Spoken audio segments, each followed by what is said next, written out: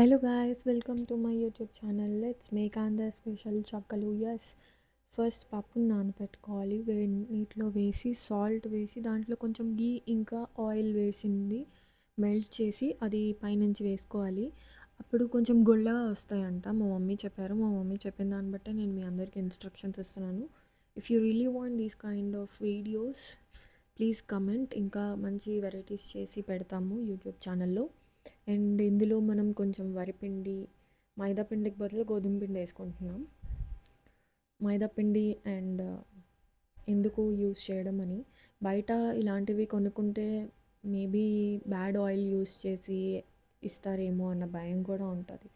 So అందుకని ఇది better ఇంట్లోనే చేసుకొని తినండి.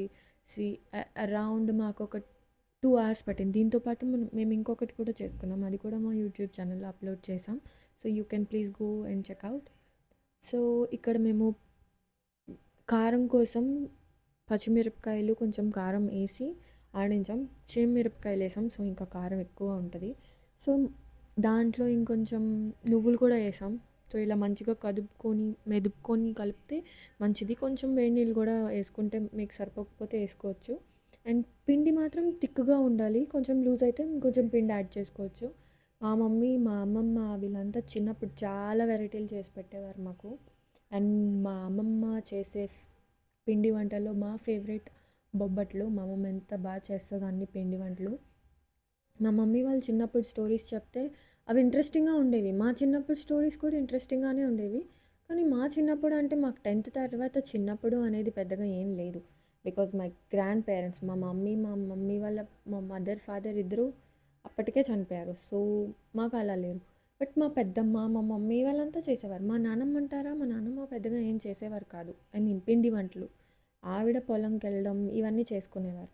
సో అపార్ట్ ఫ్రమ్ దాట్ ఇలా చేసుకున్న తర్వాత కొంచెం మెత్తగా మెదిపి వాటిని ఇలా లడ్డూల్లాగా రౌండ్గా చేసి కొంచెం మెత్తగా ఇలా మెదపాలి.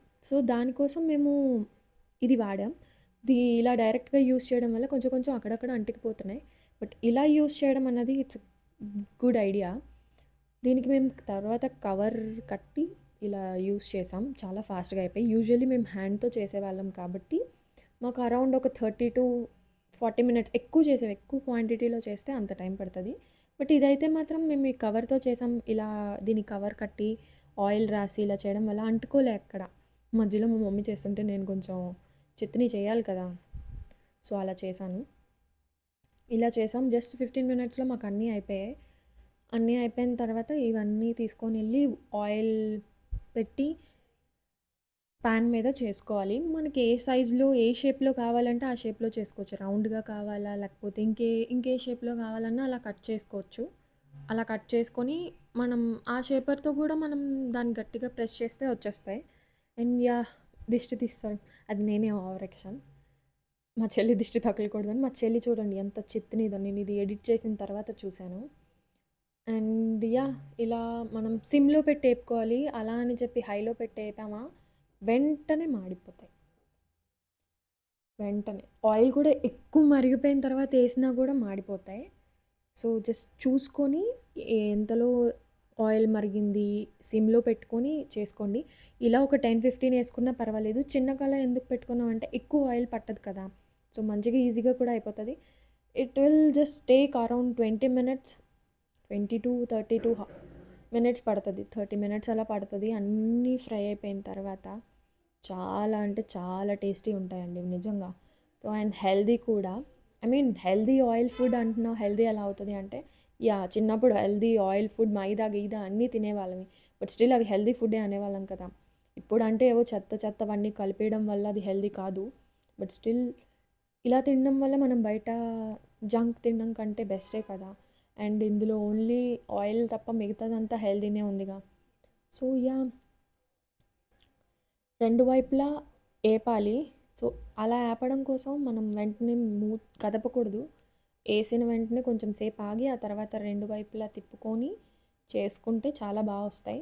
అండ్ ఇలా ఆయిల్ని స్ట్రెయిన్ చేసేయాలి. చేస్తే సగం ఆయిల్ ఇక్కడే పోతుంది. ఇంకా సగం ఆయిల్ పేపర్లో వేస్తాం కాబట్టి పేపర్ మీద పెట్టండి. సో పేపర్ మీద పెడితే ఆయిల్ అంతా అది అబ్జర్వ్ చేసుకుంటుంది. సో మనకు ఆయిలీ అనిపించదు అసలు. మేము ఇలా వేసేటప్పుడు కారం ఎక్కువైందని కొంచెం సాల్ట్ కూడా వేసుకున్నాం. మీకు ఆ కారం సరిపోతే ఆ కారం అలా ఉంచుకోండి. సో మనం ఇలా సెకండ్ రౌండ్ వేస్తున్నాం. ఇలా మాకు ఒక 2-3 రౌండ్స్ పడ్డాయి.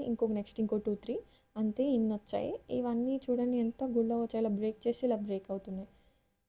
చాలా టేస్టీగా ఉన్నాయి. నేనే ఫస్ట్ రౌండ్ అంతా నేనే తిన్నాను సెకండ్ రౌండ్ అయ్యేలోపు. Follow for more. Please like, share and subscribe. Until next time. Bye bye.